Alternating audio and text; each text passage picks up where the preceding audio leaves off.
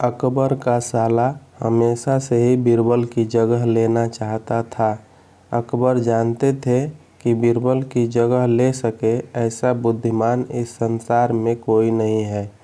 फिर भी जोरू के भाई को वह सीधी ना नहीं बोल सकते थे।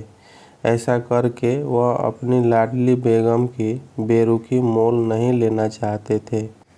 इसलिए उन्होंने अपने साले साहब को एक कोयले से भरी बोरी दे दी और कहा कि जाओ और इसे हमारे राज्य के सबसे मक्कार और लालची सेठ दमड़ी लाल को बेचकर दिखाओ। अगर तुम यह काम कर गए तो तुम्हें बीरबल की जगह वजीर बना दूंगा। अकबर की इस अजीब शर्त को सुनकर साला अचंभे में पड़ गया। वह कोयले की बोरी लेकर चला तो गया, पर उसे पता था कि वह सेठ किसी की बातों में नहीं आने वाला। ऊपर से वह उल्टे ही चूना लगा देगा। हुआ भी यही। सेठ दमड़ी लाल ने कोयले की बोरी के बदले एक ढेला भी देने से इनकार कर दिया। साला अपना सा मुँह लेकर वापस लौट आया और अपनी हार स्वीकार कर ली। अब अकबर ने वही काम बीरबल को करने को कहा। बीरबल कुछ सोचे और फिर बोले कि सेठ दमड़ी लाल जैसे मक्कार और लालची सेठ को यह कोयले की बोरी क्या, मैं सिर्फ कोयले का एक टुकड़ा ही 10,000 रुपये में बेच आऊँगा। यह बोलकर वह तुरंत वहाँ से रवाना हो गए। सबसे पहले उसने एक दर्जी के पास जाकर एक मखमली कुर्ता सिलवाया, हीरे मोती वाली मालाएं गले में डाली, महंगी जूती पहनी और कोयले की बारीक सुरमे जैसा पिसवा लिया।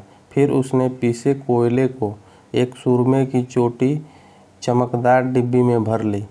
इसके बाद बीरबल ने अपना भेष बदल लिया और एक मेहमान घर में रुककर इश्तिहार दे दिया कि बगदाद से बड़े शेख आए हैं जो करिश्माई सुरमा बेचते हैं, जिसे आंखों में लगाने से मरे हुए पूर्वज दिख जाते हैं और यदि उन्होंने कोई धन गाड़ा हो तो उसका पता बताते हैं। यह बात शहर में आग की तरह फैली।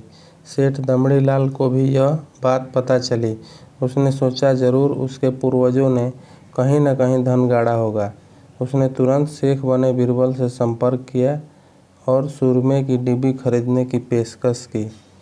शेख ने डिब्बी के 20,000 रुपये मांगे और मोल भाव करते करते 10,000 में बात तय हुई। पर सेठ भी होशियार था। उसने कहा, मैं अभी तुरंत ये सुरमा लगाऊंगा और अगर मुझे मेरे पूर्वज नहीं दिखे तो मैं पैसे वापस ले लूँगा। बीरबल बोला, बिल्कुल आप ऐसा कर सकते हैं। चलिए शहर के चौराहे पर चलिए और वहाँ इसे जांच लीजिए। सुरमे का चमत्कार देखने के लिए भीड़ इकट्ठा हो गई। तब बीरबल ने ऊंची आवाज़ में कहा, ये सेठ अभी ये चमत्कारी सुरमा लगाएंगे और अगर ये उन्हीं की औलाद हैं जिन्हें ये अपना माँ बाप समझते हैं तो इन्हें इनके पूर्वज दिखाई देंगे और गड़े धन के बारे में बताएंगे। लेकिन अगर आपके माँ बाप में से किसी ने भी बेईमानी की होगी और आप उनकी असल औलाद नहीं होंगे तो आपको कुछ भी नहीं दिखेगा। और ऐसा कहते ही बीरबल ने सेठ की आंखों में सुरमा लगा दिया। फिर क्या था, सिर खुजाते हुए सेठ ने आंखें खोली। अब दिखना तो कुछ था नहीं, पर सेठ करे भी तो क्या करे।